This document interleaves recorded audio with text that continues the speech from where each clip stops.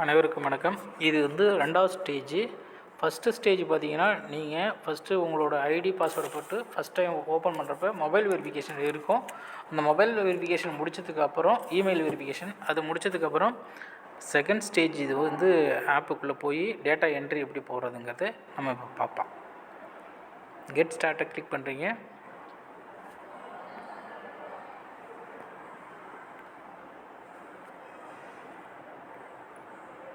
அதில் சிஆர்பி ஆஜீவிகா அப்படிங்கிறத கிளிக் பண்ணி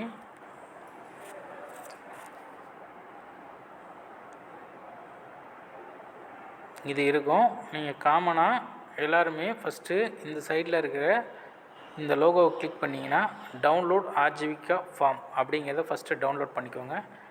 ஃபைல் டவுன்லோடு வந்துடும்.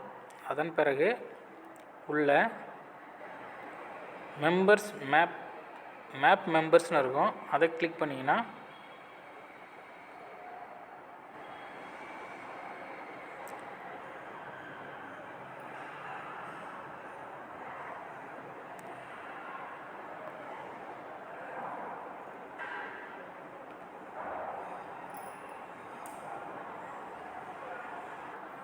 மெம்பர்ஸ் காலத்தை கிளிக் பண்ணிங்கன்னா இந்த மாதிரி வரும். இதில் ஆட் சிம்பிள் இருக்கும். அந்த ஆட் சிம்பிள் ப்ளஸ் குறி எழுத்துனீங்கன்னா அடுத்த ஸ்டேஜ் ஓப்பன் ஆகும். அதில் ஜியோகிராஃபி அப்படிங்கிறது எந்த எஸ்ஹெச்ஜி கோடு, அந்த கோடு ஜியோகிராஃபியை செலக்ட் பண்ணிங்க. எந்த பஞ்சாயத்துன்னா நம்ம இது சிலந்தமல்லி பஞ்சாயத்துங்கிறப்ப சிலந்தமல்லி பஞ்சாயத்து. எந்த ஹேபிடேஷன் அப்படிங்கிறத இதில் பார்த்துட்டு போட்டு போகிறோம். அதில் எந்த குரூப்பு அப்படிங்கிறத செலக்ட் பண்ணணும். இப்போ நாம் முத்தமிழ் அப்படிங்கிற குரூப்பை செலக்ட் பண்ண போகிறோம். முத்தமிழ் குரூப்பை செலக்ட் பண்ணிட்டா அதில் உள்ள மெம்பர்ஸோட டீட்டெயில்ஸ் இதில் கீழே வந்துடும். அதில் அஞ்சலி அப்படிங்கிறது இருக்காங்க. அஞ்சலி சேகர் அப்படிங்கிறவங்களுக்கு நம்ம டேட்டா போட போகிறோம். இதை செலக்ட் பண்ணிவிட்டு மேப்பிங் இது தான் பண்ண போகிறோம். சேவ் கன்ஃபார்ம்டு கொடுத்துட்டதுக்கப்புறம் அடுத்த இது ஓப்பன் ஆகும். அதில் கேட்டகரி அவங்க லோன் என்னென்ன லோன் வாங்கியிருக்காங்க அப்படிங்கிறத போடணும். இதில் லோனில் எஸ்ஹெச்ஜி லோனா பேங்க் லோனான்னு இருக்குது. இவங்க ரெண்டுமே வாங்கியிருக்காங்க. எஸ்ஹெச்ஜி லோன்லாம் உள்கடன். அதில் நம்ம உள்கடனாக போட்டு இது சிஃப்பு நம்ம சிஃப் கொடுத்துருக்கோம். அதனால் ஒரு 50,000 அவங்களுக்கு கொடுத்துருக்கோம். அந்த 50,000 இதில் கொண்டு ஆட் பண்ண போகிறோம். ஒரு நபருக்கு எத்தனை கடன் வேணும்னாலும் ஆட் பண்ணிக்கலாம். அதே சமயத்தில் இந்த கடன் நாங்கள் தப்பாக போட்டுட்டோம், என்ன பண்ணுறதுன்னா இந்த 3 டிஜிட் இருக்கும் கீழே போட்டதில், அதில் எடிட்டில் போய் அமௌண்ட்டை மாற்றிக்கலாம், என்ன லோன் மாற்றிக்கலாம், இல்லை டெலிட் பண்ணுறதா இருந்தால் பண்ணிக்கலாம். இது நம்மளுக்கு இப்போ அவசியம் இல்லை. அடுத்த லோன் பேங்க் லோன் வாங்கியிருக்காங்க அப்படின்னா பேங்கை கிளிக் பண்ணிவிட்டு நம்ம அது டைப் என்எஃப் பேங்க் அப்படிங்கிறப்ப டிஎல்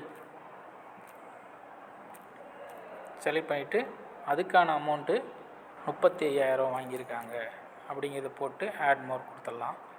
அதே மாதிரி இன்னும் என்னென்ன அமௌண்ட் இருக்குது அப்படிங்கிறத தெரிஞ்சுக்கோங்க.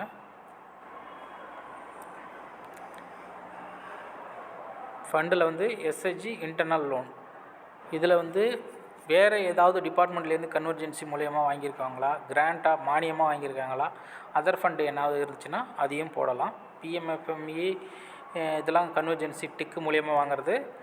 நம்ம தாட்கோ இதெல்லாம் வந்துச்சுன்னா அதை கன்வர்ஜென்சியில் போடுங்க. மானியமாக வாங்கியிருந்தால் ஆர்எஃப் நம்ம கொடுத்துருப்போம், அதை இதில் போடலாம். அதர் ஃபண்டுனா வேறு ஏதாவது டிபார்ட்மெண்ட் மூலியமாகவோ இல்லை பிபிஎஸ்சி ஃபண்டு வாங்கியிருந்தால் இதில் போடலாம். இப்போதைக்கு இது 2 போட்டிருக்கோம். இவங்க இது தான் வாங்கியிருக்காங்க. அடுத்தது சேவ் அண்ட் கண்டினியூ.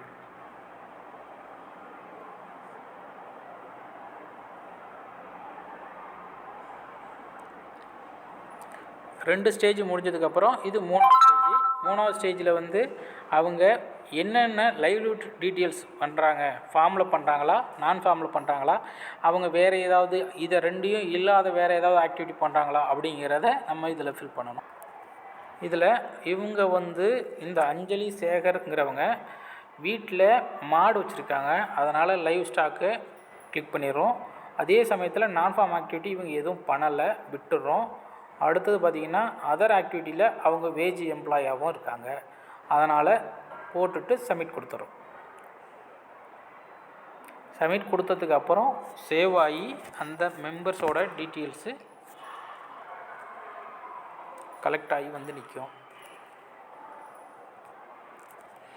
இந்த மாதிரி அந்த டேஷ்போர்டில் முன்னாடி எம்டியாக இருந்தது இப்போ ஃபில் ஆகி பார்ஷியலி கம்ப்ளீட்டட் அப்படிங்கிற ஸ்டேஜில் இருக்கும்.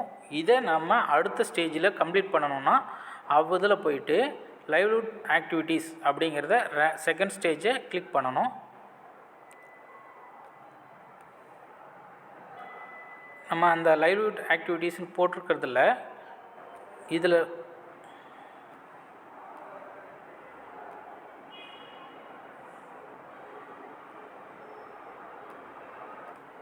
அந்த இண்டிவிஜுவல் எஸ்ஹெச்ஜி மெம்பர்ஸ்க்கு ஃபார்ம் ஆக்டிவிட்டியில் ஒன்றும் அதர்லேயும் ஒன்று போட்டிருந்தோம். அதோட டீட்டெயில்டு ரிப்போர்ட்டை தான் இதில் பார்க்க போகிறோம். இதில் அனிமல் ஹஸ்பண்ட்ரியை கிளிக் பண்ணிங்கன்னா வரும். அதில் ஆட் ஆக்டிவிட்டி போட்டிங்கன்னா அந்த அம்மா வீட்டில் மாடு இருக்குது அப்படிங்கிற பட்சத்தில் கவ் செலக்ட் பண்ணிக்கோங்க. எத்தனை அனிமல்ஸ் இருக்குன்னா 2 அனிமல்ஸ் இருக்குதுன்னு போட்டிருக்காங்க. ரெகுலர் ரெக்கரிங் பால்லேருந்து தான் அவங்களுக்கு வருமானம் வருது. அதனால் மோஸ்ட் ப்ராடக்ட் அதிகப்படியான பொருள் எந்த பொருளை சேல்ஸ் பண்ணுறாங்கன்னா இவங்க வந்து மில்க்கு தான் விற்கிறாங்க. இல்லை வேறு ஒருத்தவங்க வந்து தயிராக கொண்டு போகிறாங்கன்னா அதை நீங்கள் போட்டுக்கோங்க. டோட்டல் ப்ரொடக்ஷன்னா 2 மாடும் கிட்டத்தட்ட 10 லிட்ரு அவங்களுக்கு ப்ரொடக்ஷன் தருதுன்னு சொல்கிறாங்க. இது லிட்டரில். இது செல்லிங் ப்ரைஸ் யூனிட்னா 35 ரூபா டு 38 ரூபா போகுது. நாங்கள் பாலோட விலை 38 ரூபான்னு போடுறோம்.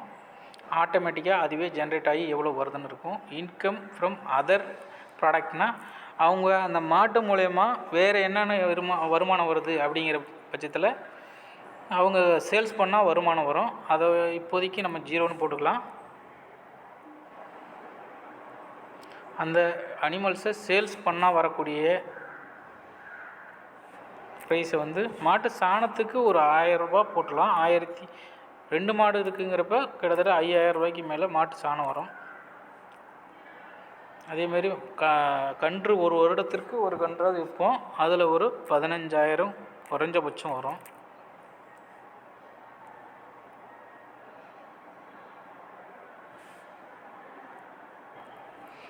ஏதாவது ஸ்ப்ரிங் அனிமல்ஸ்னால் கொட்டி ஏதாவது போட்டு அதை விற்கிறதா இருந்தால் அது போடலாம். அதை நம்ம இப்போதைக்கு நோ கொடுத்துடலாம். கிராஸ் இன்கம் 20,380 ரூபா தான் வருது.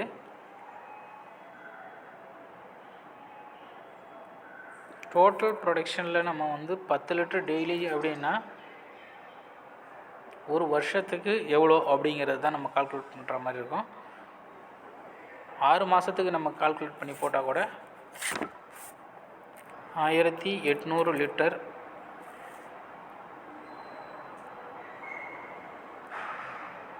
வரும். அப்போ 84,400 ரூபா அவங்களுக்கு இன்கம் வரும். எக்ஸ்பெண்டிச்சர் அவங்க தீவன செலவுலாம் பார்த்திங்கன்னா 24,500 ரூபா வரும் அப்படின்னு போட்டிருக்காங்க. நெட் இன்கம் 69,900 ரூபா. இதை தான் போட்டு இது கம்ப்ளீட்டட். அடுத்தது வேறு ஏதாவது அவங்க வீட்டில் ஆக்டிவிட்டி இருந்துச்சுன்னா போடலாம். இல்லை இதோடு முடிஞ்சிச்சு அப்படின்னா பின்னாடி வந்துட்டு அந்த அனிமல் ஹஸ்பண்ட்ரியில் டிக் க்ரீன் கலரில் வந்துடும். அடுத்தது வேஜ் எம்ப்ளாய்க்கு அவங்களுக்கு ப்ராஜெக்ட் டீட்டெயில் ரிப்போர்ட் போடணும்.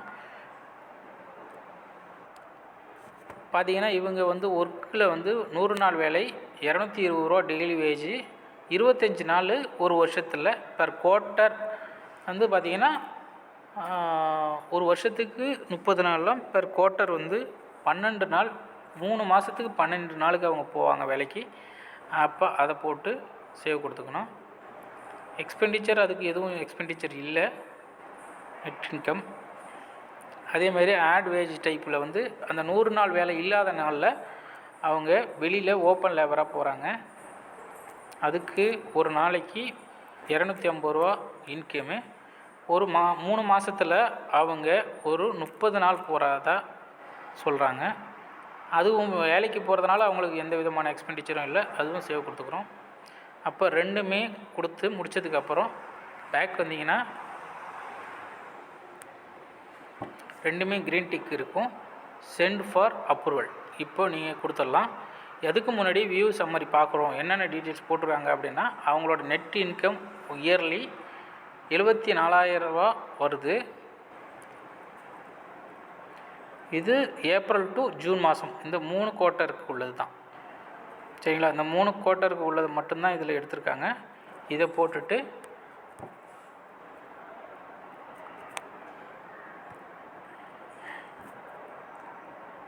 சென்ட் ஃபார் அப்ரூவல் கொடுக்கணும்.